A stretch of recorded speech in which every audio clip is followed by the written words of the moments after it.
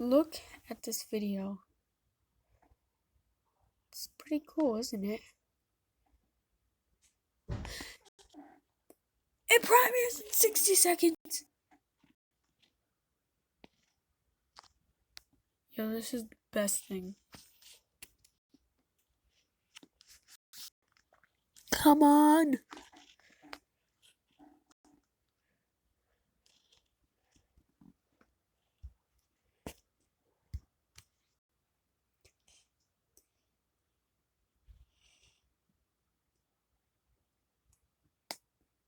Starts March 1st, 6 p.m. The time is 5:58 p.m. March 1st, 2025. No way. I'm the only one waiting.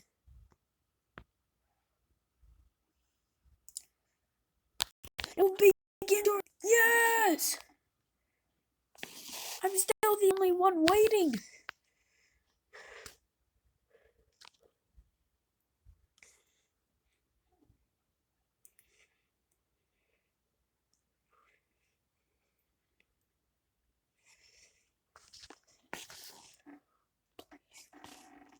One 59.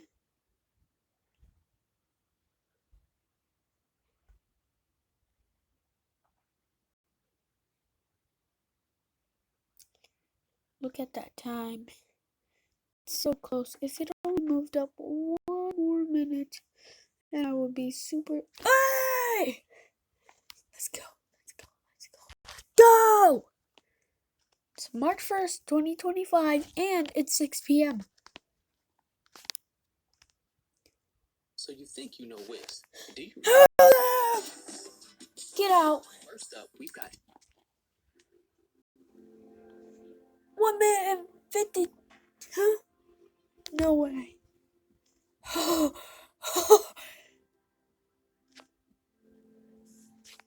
This is the rarest moment.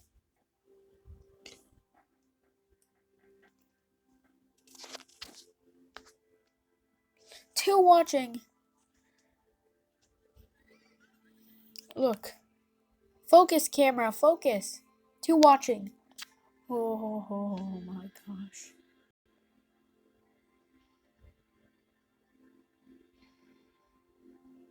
Tail with viewers? No.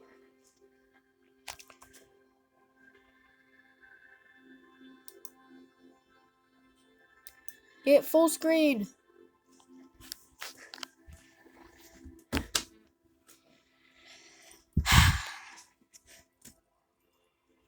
All we gotta do is sit back and relax. I'll even record the whole thing.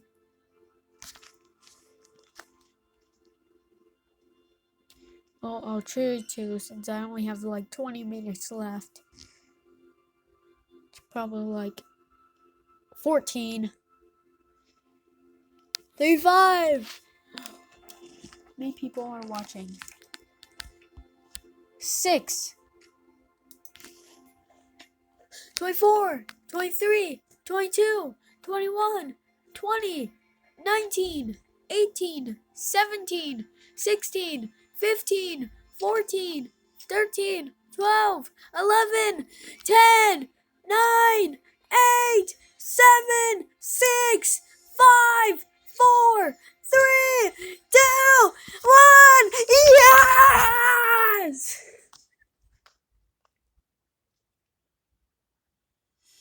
Hello everyone, and welcome to another video here on the 10th YouTube channel. My name is Jonathan, and I'm joined by Tyler, and today we are going to be going over the kit of a battalion soldier in His Majesty's 10th Regiment of Foot recreated. I portray a sergeant, Tyler portrays a corporal, but today we're just going to be going over the corporal kit. To give you a little idea of what a battalion company is, they're just the standard soldiers of the 18th century British Army. They're the most numerous and common soldiers in the army. There are 8 companies of them, and then one of light infantry and one of grenadiers. But these are the most numerous soldiers who do the regular duties, and when those 2 flank companies need men, they'll take them from these center companies. Now, we portray Colonel Sanford's company, actually General Sanford's company, and we have him here on the table. He is the colonel, general, and captain of the most senior battalion company in the regiment. And here he is in the early 1770s, and at our time in 1775, he would have been a lieutenant general. Without any further ado, why don't we get started at looking over the kit? The producer of this video would like us to start from the bottom and work our way up, so that's where we will begin. So let's get started with the shoes. Shoes in this period are a fairly standard and common affair. They're made out of leather, and they Come are on. straight-lasted, which means there's no right. I was and gonna there like is zoom no in left. into the In this shoes. period, you put the shoes on, and when you wear them, they kind of mold to your feet, creating a left and a right shoe. And those shoes are then closed with buckles, and those buckles just are like a regular buckle where you put the tongue through and you tighten it up and it keeps your shoe on. A little bit different than laces, but a similar concept of keeping your shoe tight.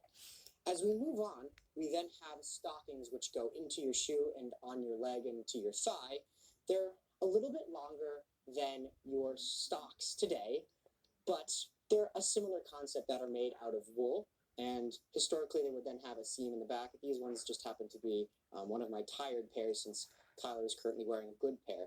But I pulled these out so we can at least get an idea of what stockings look like.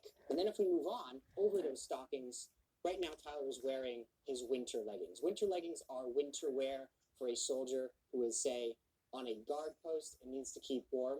So they're for that duty only. By this point in history, the tall gaiter has gone out of fashion, and you don't see it by this point. Short gaiters, which we have here, are the norm. These are only for that winter wear.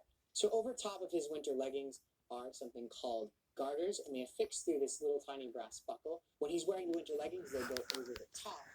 But when he's wearing his regular uniform of the breeches with the stockings, those just then go at the bottom of his breeches. Now, to give you an idea of what would normally be worn for service are these short gaiters that we see here, and they would be made out of a linen canvas that is then blackballed. Today, we don't blackball them because blackball is a fairly hard thing to get right if you don't have the right tallow, so it can just get everywhere. So a lot of people opt for this kind of concession. It's one of the few things that we really do make a concession for in reenacting, is treating our gaiters with black paint and shoe polish as opposed to the black ball. So as we move up from there, we then get the woolen breeches. And these are the standard breeches of a soldier in this period. He gets one pair a year, and he has to make it last. So he better be good to his clothing, and soldiers in this period are expected to take good care of their clothing. Breeches are constructed a little bit differently than modern pants, and they tend to splay more, and they also fit tight. And that's something that's important to think about when we look at an 18th soldier's kit, is that, well, his kit is very fit and trim, and that is the style, that elegant, dance-like nature of the 18th century, which we'll see more as we go up Tyler's uniform here. Now, the next thing up is Tyler's waistcoat, and that is made out of wool broadcloth, much like the breeches, and it is buttoned up the front and is lined with a coarse linen. In this case, Tyler's is lined in just a kind of shirting weight linen, and then his initials are actually embroidered in the back, so that way he knows that it's his waistcoat, and the same will be done in all the other garments. Military writers like Cuthbertson talk about the name of the soldier and of the tailor to be put into the garments. That way they know whose garment it is, and then when the tailor buggers the job, you can go and find him, as tailors are well known in this period for sometimes getting a little more intoxicated than they really should. Now, on top of that waistcoat is Tyler's coat. This is probably the most iconic piece of kit for a British regular. It is his coat that is worn at all times when he is on duty. Sometimes off duty, they would have last year's coat that they have cut down into a fatigue jacket. But for all service-related things, this is his main garment. And if you take a close look at the coat, you can see that it has yellow lapels that signify that he's part of the tent, as this is the tent's color, bright yellow. Yellow being actually the most common color of facings in the British Army at this point in history. And if you take an even closer look, you can see that Tyler has these lace loops on his coat with a blue line. And those signify, again, that he's the 10th Regiment And then if you zoom in even closer, you can see a button on that lace loop that has a 10th button. This coat is primarily made out of wool. The outer part of the coat is made out of a madder red, which would have historically been dyed from a madder root. And he has the yellow, which we discussed just a little bit ago, and that tends to be things like marigold and onion skins. We don't actually know what ours was dyed with, but that gives you an idea of the kinds of things that they would have been dyed with historically. The lace itself, it is also made out of wool. It is a worsted wool, which means it's made from very long, clean, thin strands. And then the button is just a standard pewter button. Historically, they would have been made with lead. These are lead-free buttons. So that's his coat. Now, one thing to keep in mind here is that Tyler has a shoulder strap on one side, but on the other side, he has an epaulette. And this is what denotes him as being a corporal. Normally, on a regular private soldier, this would just be plain. But as Tyler is a corporal and he holds a rank, this is what signifies that he is a corporal. It is the only distinction, aside from him holding the rank, that's what shows you, is the epaulette. Now, moving up, or I really should say inside, is that we have his shirt popping through the coat here. And it is just a standard linen shirt, which is what shirts in this period were made out of. And on it, though, is a little bit of a ruffle that comes out of the shirt. It's a common misconception that ruffles are only for officers and gentried people. Because he is a proper British soldier, he is supposed to look like a gentleman and he's supposed to look elegant. So accordingly, the prevalent style in this period is to have a shirt ruffle that is popping out of the waistcoat and then accordingly through his coat. Now, it doesn't call for it in a warrant, but in almost every depiction of a British soldier in the 1770s and 1780s, a ruffle is popping out of the shirt. There are only a couple of images of soldiers that don't have them. This is a very common feature. We also have some written accounts of regiments then having them as well. So just a little cool factoid of the period. One thing, unfortunately, you can't see here because Tyler's wearing his full uniform is that the shirt then of cufflinks. Now, if we move on to the upper part of his shirt, we see that he has a neck stock. And neck stocks are horsehair that then have a linen backing with a brass clasp in the back. And there's not much to say about it, but it's kind of like our modern equivalent of a tie. It keeps him nice, prim, and proper, and creates a nice line between his body and his head. So next up, we have his hat.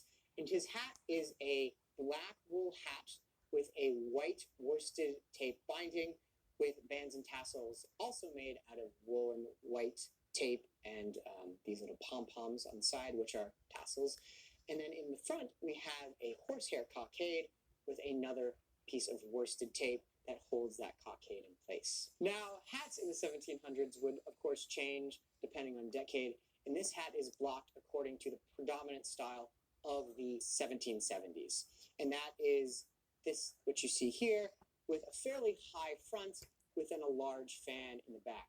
Just prior to this, you would have hats that are more equilateral in the sense of they're a point, a point, a point. Now, if we move on to Tyler's accoutrements, we see that on the front, we have this 2 3/4 inch buff shoulder belt. And that then attaches to Tyler's cartridge pouch. Now, if Tyler gives us a right about face, we can see his pouch here. And this is where a soldier would hold his ammunition. And this particular model of cartridge pouch holds 29 rounds of 69 caliber ball with a powder charge. Now, the powder charge in this period could vary quite a bit, but we don't need to go into that in this video. What you need to know is that it holds 29 rounds, and this is for the soldier's ready use ammunition. And then sometimes soldiers could even hold other cartridges in the bottom of it in some sort of tin tray, but every pouch could vary quite a bit depending upon your regiment, as this is something that is purchased by the colonel of the regiment. It is not the usual stand of arms. This gives you an idea of where a soldier would hold his ammunition. Now, if you take a look on the 10th channel, there is actually a video on the cartridge pouch, which you can take a look at somewhere on the shorts of this channel. Now, if Tyler gives us a right about face, we can then take a look at his bayonet belt. In this case, and in this period of time, it would be a waist belt, and it is 2 inches wide, and it is affixed with this brass plate here that has a 10 on it. And that then attaches to this frog, which holds the soldier's bayonet. And then that goes on top of Tyler's 1769 short land pattern musket. Now, actually, for this impression, it is not accurate, as we most likely should have a long land pattern musket, but those are not really something that are commercially viable these days. The Pedersoli 1769 is the easiest musket to obtain that is affordable. But the only difference, well, I should say real difference between this musket and the 1756 is that this musket is 4 inches short. So you can imagine that it would come to about here, about Tyler's chin. The musket then has a few cool engravings on it. Here on the thumb plate, we have Tyler's musket rack number and the company which Tyler is a part of. One being the Kurtz company, in this case the General's company, as we are the 10th Regiment Foot under General Sanford here. That then denotes his musket as his musket and his company.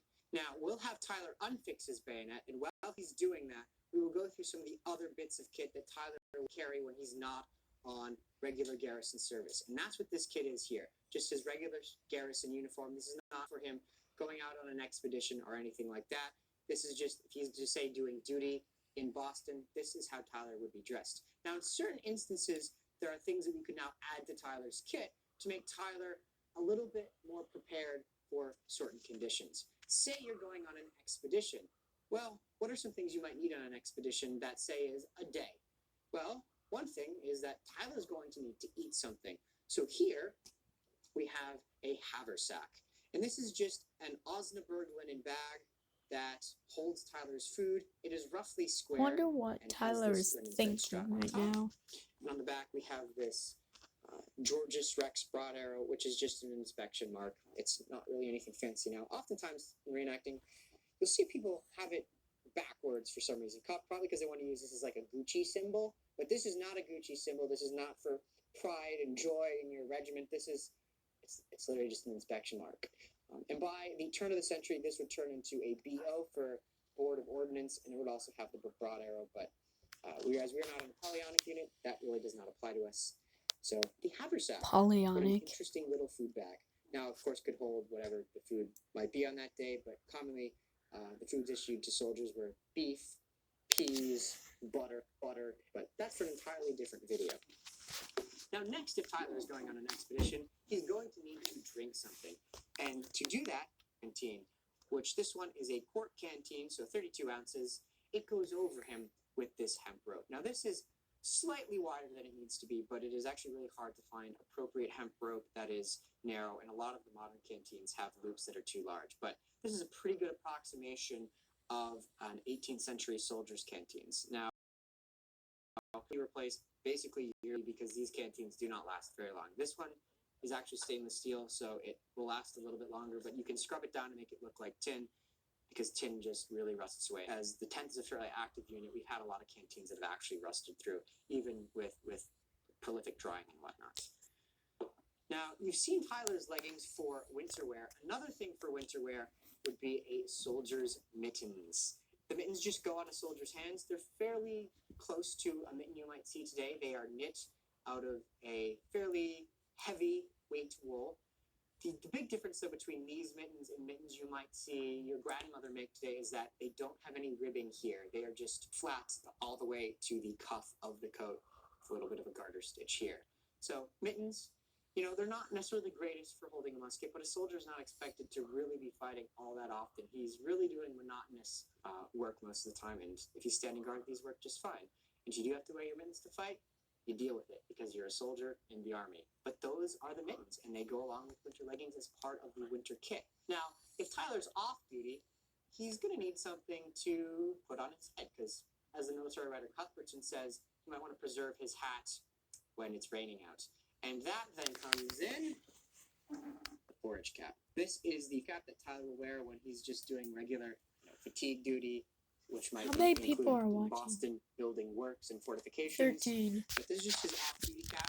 You can put the sides down here, and you can put the flap out front, like so. But it's a pretty neat little cap. So how these were produced, we don't know a lot about, but one kind of theory on it, or I should say hypothesis, is that they were just cut out of last year's coat, as we sometimes see that. But how different regiments historically did it, we can't necessarily be sure, as every regiment would have been different. But those are just some ways that forage caps could be obtained. but we do know in the military writer Cuthbertson that he says this should be used for preserving the soldier's regular cap, and that it should be made and constructed like this. And we have that then reflected in a lot of artwork where these caps show up in this configuration. Now, if a soldier needed to go out and carry more of his stuff, he would normally have a goatskin cap, but that really is more for being on long campaigns and transiting between different locations. But for something like Bunker Hill, where they're just ordered to go out with a blanket, well, how do you carry a blanket? Well, in this period, they don't tell us how to do that. There's just this order for them at Bunker Hill to go out. Our regiment was not part of that expedition, but how would a soldier do that? And that is most likely in a fashion like this. It's very almost Civil War looking, but we do see some artwork from the early 1770s. You're gonna have to miss some of it. Watch the actual video to see the whole thing. And they would be put around a kit of a battalion soldier in His Majesty's 10th Regiment of Foot in 1775. I hope you enjoyed this. I know it's been a little long-winded, but we appreciate you coming here and learning a little bit about our nation's history. Now, if you like this channel, give it a like, subscribe, and stay tuned for more content coming down the pipeline soon. And let's give a big thank you to our corporal here for modeling for us. And we'll see you all in the next video.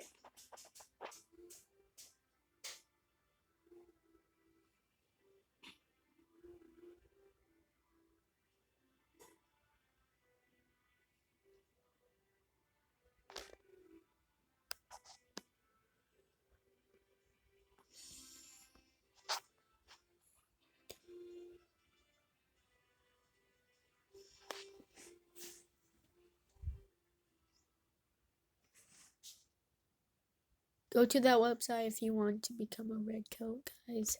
Go to redcoat.org. Goodbye.